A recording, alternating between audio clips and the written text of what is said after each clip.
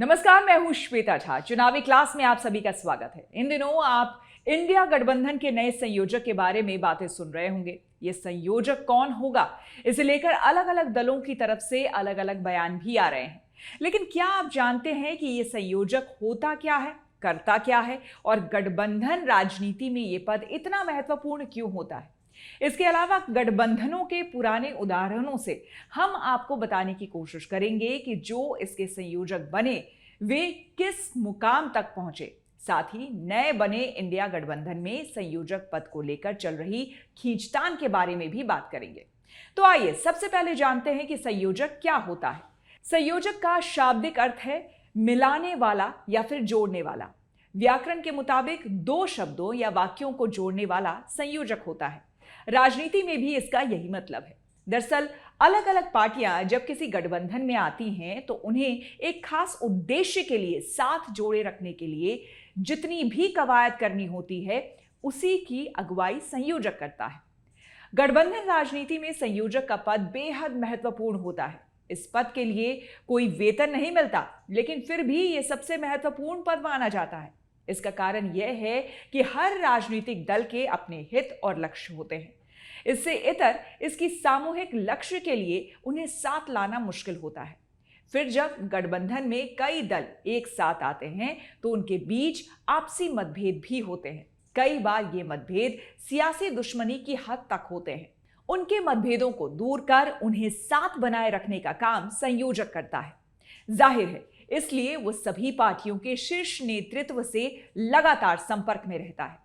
दरअसल गठबंधन राजनीति में अब ऐसा वक्त है जब एक, दो या पांच, छह नहीं बल्कि दर्जनों दल गठबंधन करते हैं। इन सभी दलों को एक मंच पर लाने और एक उद्देश्य की प्राप्ति के लिए उससे जुड़ी तमाम कवायदों को नियमित रूप से अंजाम देने के लिए एक ऐसे शख्स की जरूरत होती है जो न केवल राजनीति की बारीक समझ रखता हो बल्कि उसका व्यापक राजनीतिक अनुभव भी हो।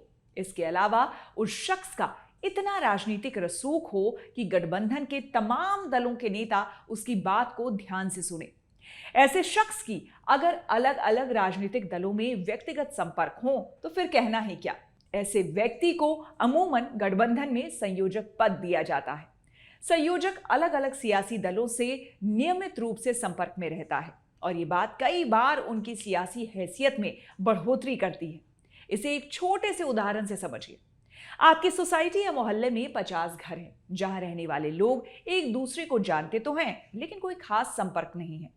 फिर सोसाइटी में एक कार्यक्रम कराने के लिए कोई एक व्यक्ति सब घरों में जाकर अलग अलग मुद्दों पर बात करता है, जैसे कार्यक्रम का बजट कितना होना चाहिए, उस कार्यक्रम में कौन परफॉर्म करेगा, वहां लंच में क्या बनेगा, वगैरह वगैरह।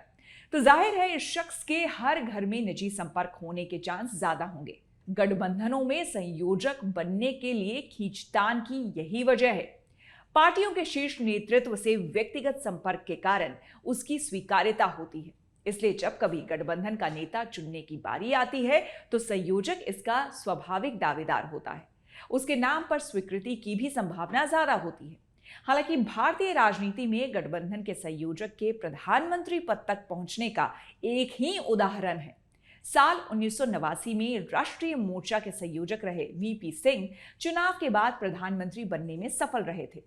संसद के सेंट्रल हॉल में हुई बैठक में मोर्चा में शामिल दलों ने देवीलाल को नेता चुना था। देवीलाल ने नाटकीय तरीके से अपना समर्थन वीपी सिंह को दे दिया था। देवीलाल ने कहा था कि राजीव गांधी सरकार के खिलाफ माहौल बनाने में बतौर संयोजक वीपी सिंह की भूमिका सबसे अहम थी, इसलिए प्रधानमंत्री पद पर उनका हक बनता है। वैसे गठबंधन के सभी संयोजक प्रधानमंत्री भले ना बने हों, लेकिन उनके सियासी प्रभाव से इनकार नहीं किया जा सकता। 1996 में सबसे बड़ी पार्टी के रूप में उभरने के बाद बीजेपी ने सरकार बनाई, लेकिन प्रधानमंत्री अटल बिहारी वाजपेयी संसद में बहुमत साबित नहीं कर सके। इसमें चंद्रबाबू नायडू की सबसे बड़ी भूमिका थी, जो यूनाइटेड फ्रंट के संयोजक थे।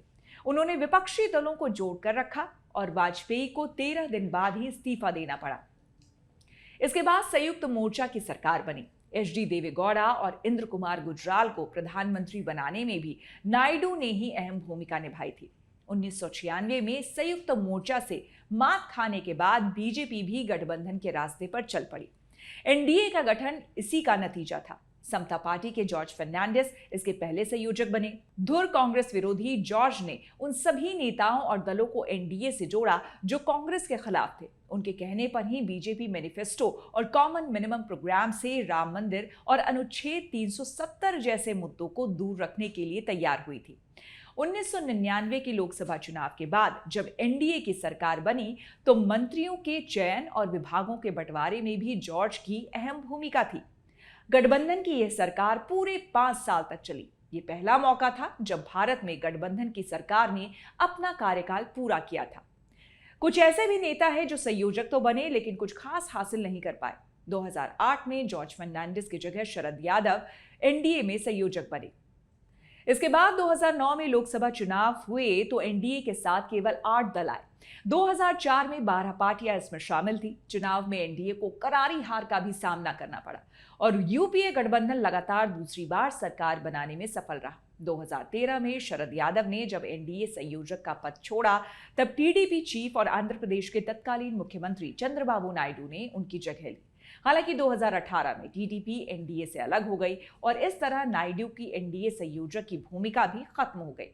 एनडीए अब भी सत्ता में है लेकिन 2018 से ही उसके संयोजक का पद खाली है। इससे पहले भी वर्ष 2007 में चंद्रबाबू नायडू ने जयललिता के साथ मिलकर यूनाइटेड नेशनल प्रोग्रेसिव अलायंस बनाया और इसके संयोजक बने थे। लेकिन 2009 का चुनाव आते आते यह गठबंधन बिखर गया। अब चर्चा इंडिया गठबंधन ने संयोजक को लेकर चल रही खींचतान की। इसको लेकर हाल में 2 बयान सामने आए हैं जो बिहार के सीएम नीतीश कुमार और आरजेडी सुप्रीमो लालू प्रसाद यादव ने दिए हैं। नीतीश ने कहा है कि गठबंधन का संयोजक बनना उनका लक्ष्य नहीं।